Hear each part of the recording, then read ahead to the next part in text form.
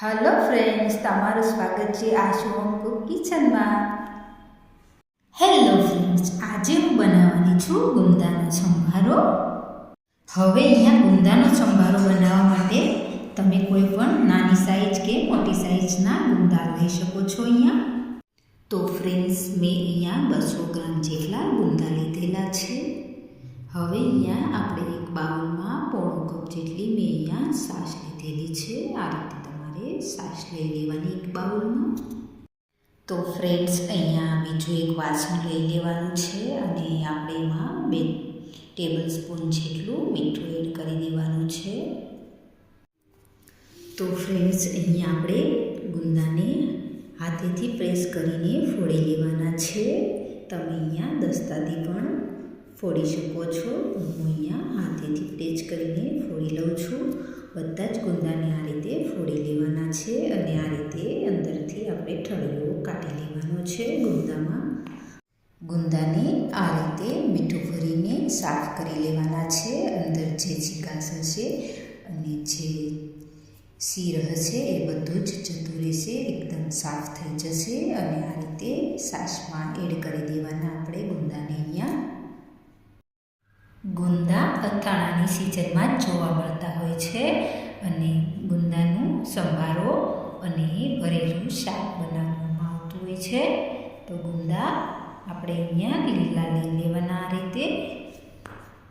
તો ફ્રેન્ડ્સ, તમે આ રીતે જરૂરથી એકવાર ગુંદાનો સંભારો બનાવજો. બહુ જ ટેસ્ટી એવો સંભારો બનશે.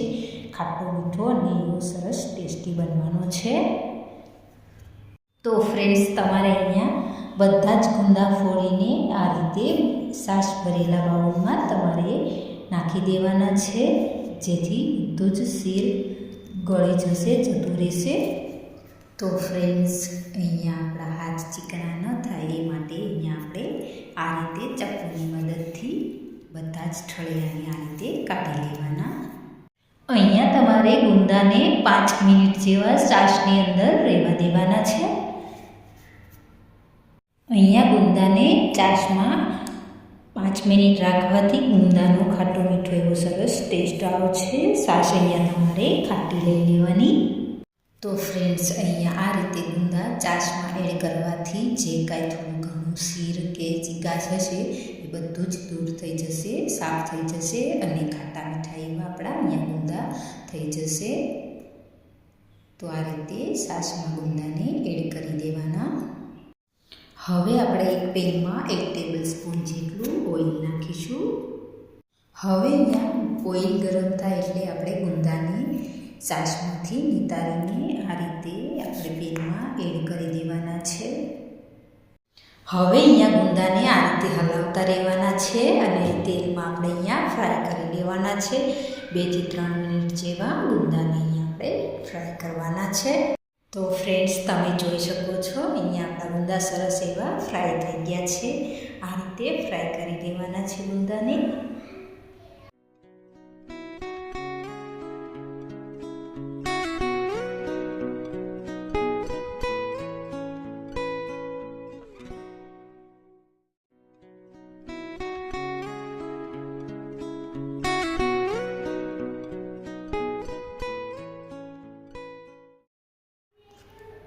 હવે ફ્રેન્ડ્સ, અહીંયા આપણે એક ઢાંકણ ઢાંકીને ગુંદાને 2 થી 3 મિનિટ જેવા કૂક કરી લેવાના છે. ગુંદા સરસ એવા અહીંયા આપણા કૂક થઈ જશે.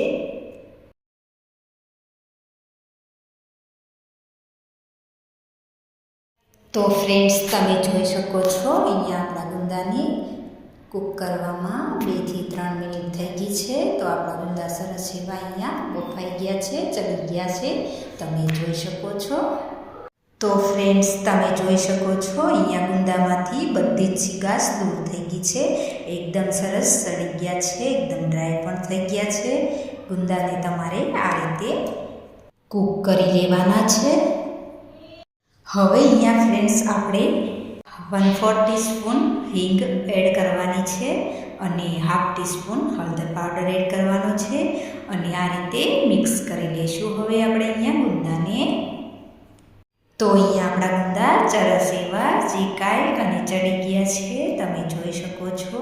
અહીંયા 1/2 ટીસ્પૂન ધાણા જીરું પાવડર ઉપર સ્પ્રિંકલ કરીશું. હું અહીંયા લાલ મરચું પાવડર એડ કરું છું 1/2 ટીસ્પૂન. તમારે તીખું જે પ્રમાણે ખાતા હોય તે પ્રમાણે એડ કરી દેવાનું. હવે અહીંયા હું 1 ટેબલ સ્પૂન શેકેલી મેથી ઉપર સ્પ્રિંકલ કરું છું. તમારે અહીંયા મેથીને છેકી લેવાની અને ક્રશ કરી લેવાની. હું અહીંયા ક્રશ કરેલી મેથી ઉપર સ્પ્રિંકલ કરું છું. આ રીતે મેથી તમારે ઉપર સ્પ્રિંકલ કરી દેવાની.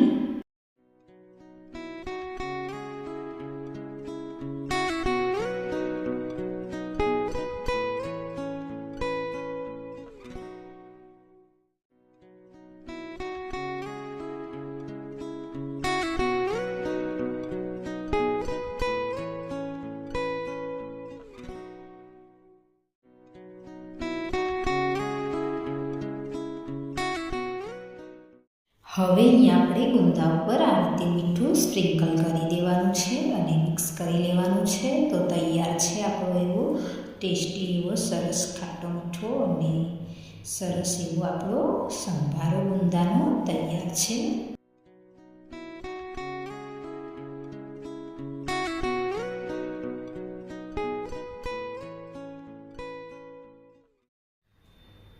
તો ફ્રેન્ડ્સ તૈયાર છે ગુંદાનો સંભારો.